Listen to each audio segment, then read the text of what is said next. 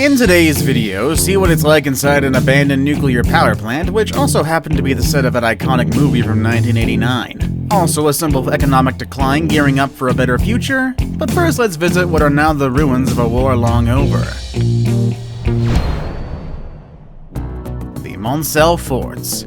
These rusting and decaying structures, located on the Thames estuary, are reminders of the darkest days of World War II. Part of the Thames Estuary Defense Network, the anti-aircraft tower forts were constructed in 1942, with each fort consisting of a cluster of 7 stilted buildings surrounding a central command tower. All of these towers were connected by catwalks, by the way. Originally, there were 3 of these forts, but only 2 are left standing: the Red Sands Fort and the Shivering Sands Fort. While all of these forts were decommissioned in 1950, a few pirate radio stations did find it to be perfect headquarters. Nowadays, the remaining ports just sorta stand there, but they've seen a bit of action lately. 2003, the Project Red Sands organization was formed with the aim of protecting and possibly restoring the Red Sands Fort. And also, more recently, the Shivering Sands Fort was occupied by the artist Stephen Turner for 36 days in 2005. He described the project as an experiment in isolation and wrote a blog and a book about the project. And in 2008, the Prodigy filmed a music video at Red Sands. Cherokee Nuclear Plant. In South Carolina stands the shell of what was supposed to be a very productive structure.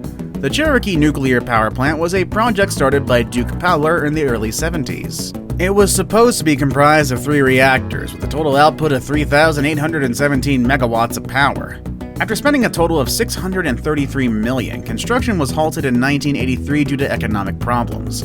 Only one of the 3 reactors was partially built before the entire project was actually shut down. Years later, though, the plant got a new lease on life, but not for its original purpose. 1987, director James Cameron chose the site as the location to film the movie The Abyss, more specifically for the underwater sequences involving the submerged drilling rig. The crew had actually modified the plant's empty turbine pit to hold 2.2 million gallons of water, but apparently it wasn't big enough.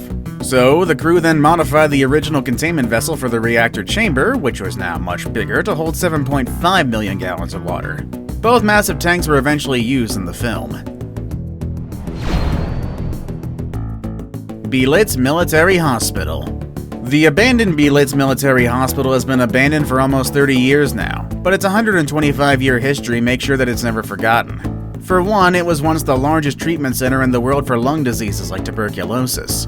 During World War I, it was actually used as a military hospital, and you might know one of its former patients, some guy named Adolf Hitler, some jerk from World War II. Either way, he was actually taken to the hospital when he was wounded in the thigh by a shell blast during the Battle of the Somme.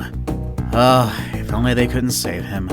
The complex served again as a military hospital during World War II and was then occupied by the Soviet military for 50 straight years. The Soviets then abandoned the site in 1995, and although select sections of the hospital are now used for research and rehabilitation, most of the complex has remained virtually untouched for nearly 30 years. The 142 Magic Bus. Hauled into the wilderness by a construction company in the early 1960s as a backcountry shelter during a short-lived road project along the area Stampede Trail, bus number 142, also called the Magic Bus, would soon be abandoned and forgotten on the far side of a boggy, river-soaked parcel of public wildland, attracting mainly moose and local hunters. However, one of its other claims to fame is being famous for being called home by Christopher McCandless from April 1992 until August 1992. McCandless's full story is told by the book Into the Wild by John Krakauer and also in the movie Sean Penn made in 2007. In a nutshell, McCandless chose to live a life off the grid and basically starved to death while living in the bus in the middle of winter. Go figure. This dilapidated bus became a place of pilgrimage. Tourists come from the other side of the world to visit. The trek to this bus is difficult and dangerous, so due to public safety concerns, the bus was removed and relocated to the Museum of the North. Apparently, the local government got pretty tired of rescuing dumb tourists when they got stuck in the forest looking for the bus, or of course, stuck by the local river. Battleship Island. About 9 miles from the city of Nagasaki sits an abandoned island, void of inhabitants but steeped in history. Also known by its real name, Hashima Island, or by its other more ominous nickname, Ghost Island, it housed a coal mining facility during its heyday from the late 19th to mid-20th century. The island is also home to a hospital, school, and restaurants, now all in great disrepair. Its dark history started in World War II when the island was used as a prison for Korean and Chinese POWs. All of these POWs were also subjected to forced labor, and some of them didn't actually make it. Made to work under the harsh conditions, it's estimated that over 1,000 workers died on the island between the 1930s and the end of the war as a result of unsafe working conditions, malnutrition, and exhaustion. It was deserted overnight after the closure of its coal mine in 1974, though. All that's left is fallen facades of buildings that expose abandoned places littered with reminders of their inhabitants. Shoes remain where they were kicked off, half-read newspapers litter the floor, and once-loved posters slowly peel off bedroom walls.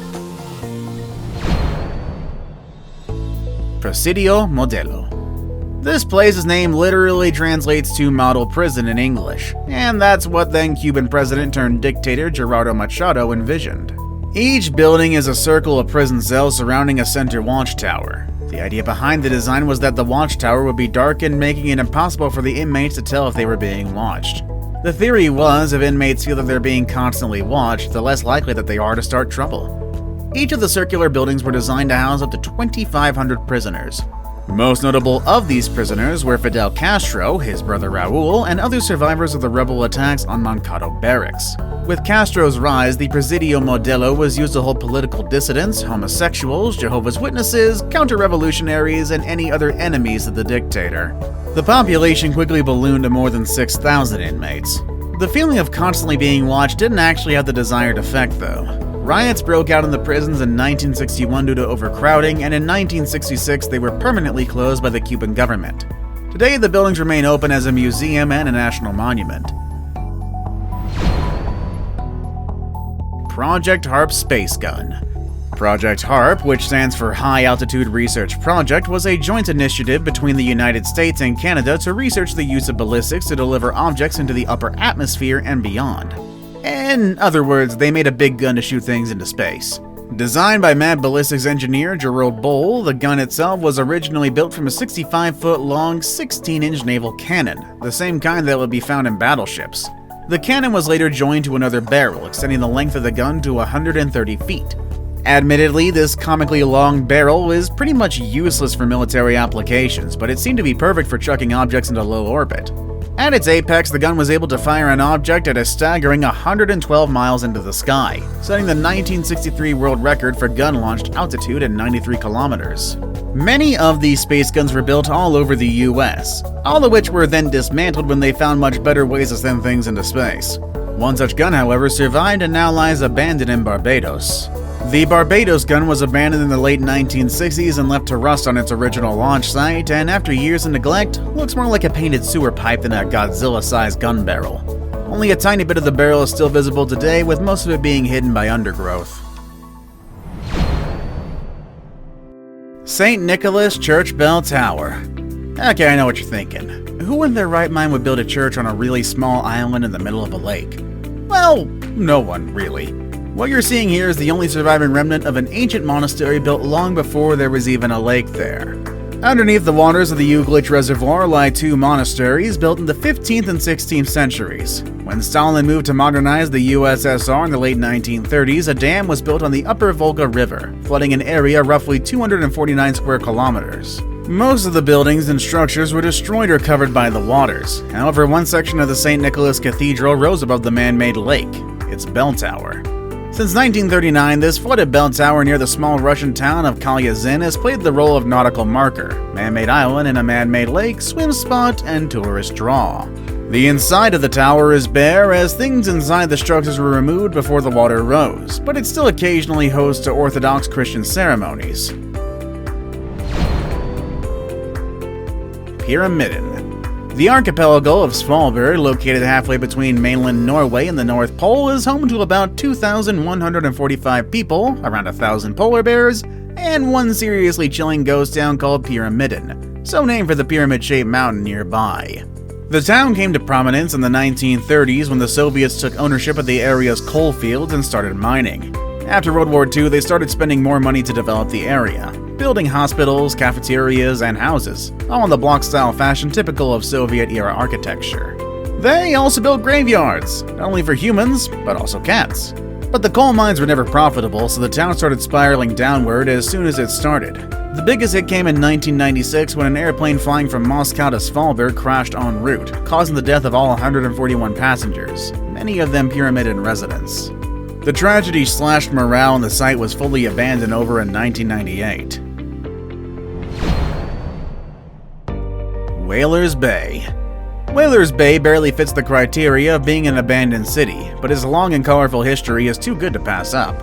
The town was built on an active volcano in the South Shetland Islands, just off the Antarctic Peninsula. It's horseshoe-shaped, and with a large flooded caldera, it opens to the sea through a narrow channel forming a natural sheltered harbor. It's one of the few places on Earth where ships can sail directly into the mouth of an active volcano. Since the early 1900s, Whaler Bay served as a destination for whalers who used the bay to process whale carcasses. A Norwegian whaling company even established a permanent station during this time, setting up houses for the workers and installing giant boilers. These boilers are actually used to extract oil from whales. It was abandoned in 1931 due to lowering whale oil prices, but the bay's history doesn't end there. Several countries fought over the island during and after World War II, but then everyone threw in the towel after a volcanic eruption in 1969. Today, the place is a stopover for Antarctic cruises, and you can even disembark here for a couple of hours to take in the cold, bleak, and honestly creepy sights. Buddha in a tree. Ayutthaya is around 50 miles from Thailand's capital of Bangkok. The place makes for a popular day trip for those looking for a spot of culture beyond the usual sights and sounds of the country. The city is home to many temple ruins and old statues that gives visitors an idea of the grandeur this place must have once possessed. However, there is one unusual yet discreet attraction here, which later ended up being the place's most popular feature. Within the temple grounds, you will notice one tree that is constantly under guard. This normal-looking banyan tree is actually hiding something near its base. If you look closely, you'll see a Buddha statue seemingly being devoured by the tree's roots. A striking sight with an enduring effect, it's speculated that it was entwined in the roots after a thief abandoned it there and never returned. While this particular thief wasn't as successful at stealing this now famous Buddha, others unfortunately were. Gangs of looters have already stolen a lot of treasure from the ruins, forcing the Thai government to impose stricter security to protect the ruins and its heritage. Thames Town.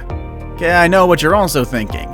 Just how can an English town named after one of the world's most famous rivers go abandoned? Well, simple really, it's not in England. This quaint town is, of all places, in China. In fact, it's less than an hour away from Shanghai. Thames Town is one of several European-themed copycat towns built to give wealthy residents a chance to live in Europe without leaving the country. There's a Dutch-inspired Canal Line neighborhood, a Paris replica complete with a 300-foot Eiffel Tower, and even a small slice of Sweden. This includes spired churches and Nordic houses included. Inside Thames Town is a scale replica of Christ Church and even statues of William Shakespeare and Winston Churchill. And of course, those iconic red telephone boxes that are scattered all over. Seemed like a good idea on paper, but all these projects ultimately failed. In fact, barely anybody actually lives in all of these cities. People can still visit and walk on the cobbled streets though, quiet and abandoned as they are.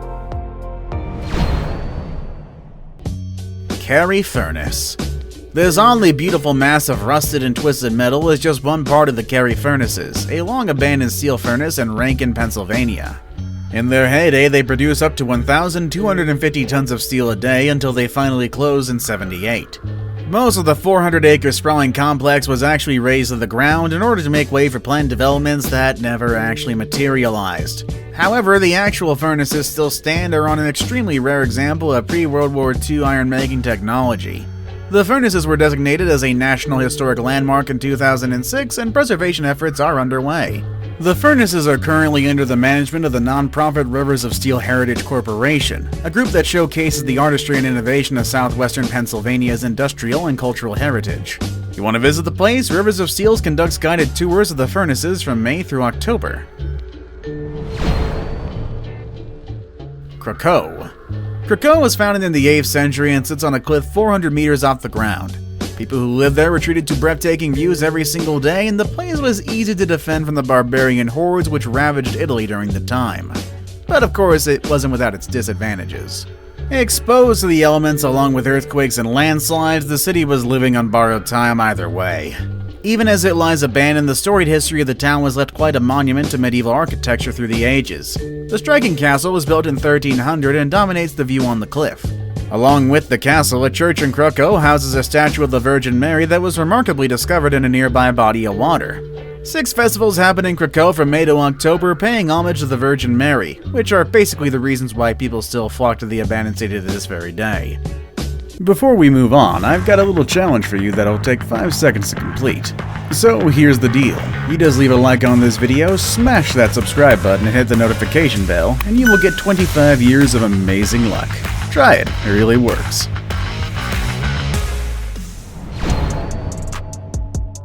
Michigan Central Station.